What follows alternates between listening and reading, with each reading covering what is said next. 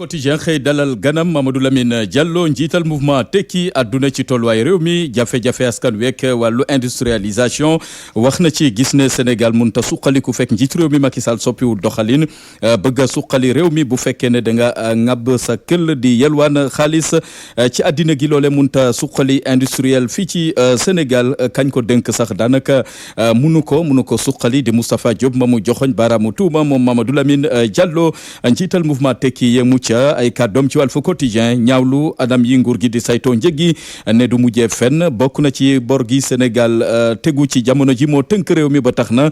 saafara jafe-jafe am ci seeraayu dund gi wàllu itamit njàng meek njàngale mi ba ci wàllu luwaas bi matuwaay yi ni mel day faf tabbi géej bu ñu sukkandikoo ci Mamadou Lamine Diallo yéen kabi di le mandat ne ci dogal yooyee nguur gi jël wàññi njëgu dund gi coalition sàmm suñu réew jot na ko rafetlu jéego yi ci nguur gi nara indi ngir oyofal dundu gi ci ndoddo askan wi bu ñu sukkandikoo ci Pape Modou Fall njiital coalition sàmm suñu réew yéene kabidi le vrai journal génnagul réewum Sénégal ak jafe-jafe liggéeykat yi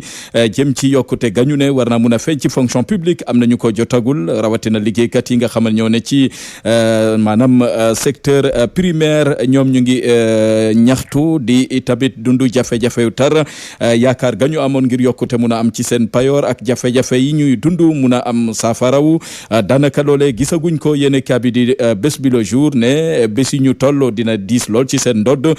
doomu Mbaye Ndiaye ma ñu teg loxo mu ngi sous mandat de dépôt jëm ci lañ koy toppee di mbirum faux billet koppar gu baaxul te mu toll ci $1 milliard yéene kaabi ne ak naataangoom teg nañ leen loxo ci jamono ji ña nga sous mandat de dépôt yéene kaabi ne yemuñ ca enquête gu yaatu lañ ñi ubbi ci mbirum faux billet yooyu la ci diggante Banjul ak Ndakaaru mu ngi ci bés bi le jour yéene kaabi di source a xëy duñu dégtal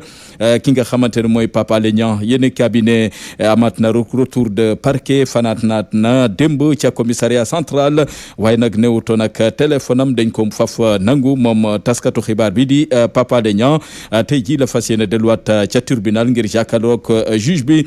bokk na ci maire bu Dakar Khalifa Babacar Sall ak Aïda Mbodj ñaawlu anam ya ñu tegee loxo Pape Alé Niang ne nañ ko may afiya mu delluwaat ci njabootam moom taskatu xibaar bi yéen kaabi di Les Échos di ñu jàngatal ne retour de parquet gamu am moom directeur de publication Dakar Matin Pape Alé Niang bu ñu deful ndànk instruction la jëm yéen kaabi ne procureur moom mu ngi xaar président bu tribunal gam war a tànn jëm ci juge d'instruction gu war a saytu googu lépp dossier yéen kaabi di enquête ne ci jamono joo xamante ñu ngi bundu xatal di teg loxo taskatu xibaar yi wàllu secret de défense ak instruction daanaka presse baa ngi ci galère mu ngi ci jafe-jafe yu métti yéene kaabi di Sud Quotidien jafe-jafe yaa ngi bëgg a uppi loxo taskatu xibaar yi ñuy teg loxo saay su ne bokk na ci di leen xoxotal di leen bunduxatal di leen fitnaal Sénégal ci jamono ji daanaka kenn xàmmeetu ko mel ni njiitu réew Macky Sall dafa bëgg a tëj gémmeñu taskatu xibaar yi yéene kaabi ne sax Sénégal ci téeméeri réew ak juróom-ñett fukk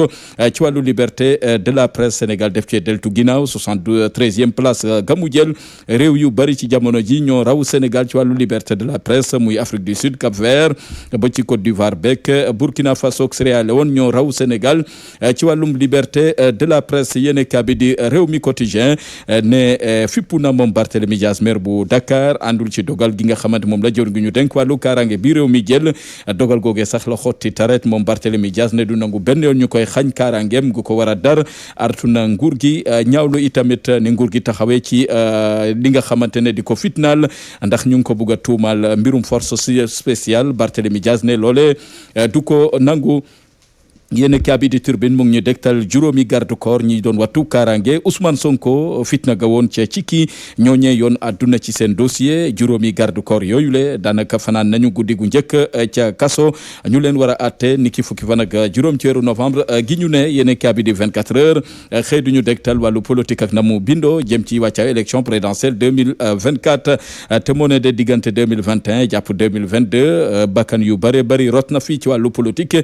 te bu ñu deful ndànk mbir yi mun naa ëppi loxo buñ ci jógul fi lekk élection présidentielle yu 2024 gannaaw xëccoo gi am ci diggante njiitu réew Macky Sall ak Ousmane Sonko mu ngi ci yéen a di 24 heures yéen a di direct news xëy di laajte ndax Yankhoba Diattara ak Idrissa Seck jafe-jafe de cee tàbbeem déet yéen a ne ndax ñu ngi ci yoonu taqaliko ndax bu ñu taxaw seetloo direct news moo ñu ko xibaar ne ay bés a ngi ni Idrissa Seck amal na ndaje mu yaatu ne meeku ay militant ngir jëmmalaat partem waaye nag ci yooyu de ndaje Yankhoba Diattara jotu fa teg tànkam moom mi ñu fal bees jaww gi ñu denk wàllu tàggat yaram yéen a di l'évidence ne ñeneen ñu ñaxtu ci wàllu politique mooy ñi sos ñi taxawal pa APR boobee dara xewul yéen a ne ñooñe daanaka nguuruk Macky Sall def leen a fàtte seen boolu mu ñu kay fees na ña ngay ñaxtu ne gisatuñu seen bopp ci bile parti di APR dàq ñu sax ba gàllankoor lu bari ne duñu nangu ku leen sànq seen kàddu ci biir yéen a di l'évidence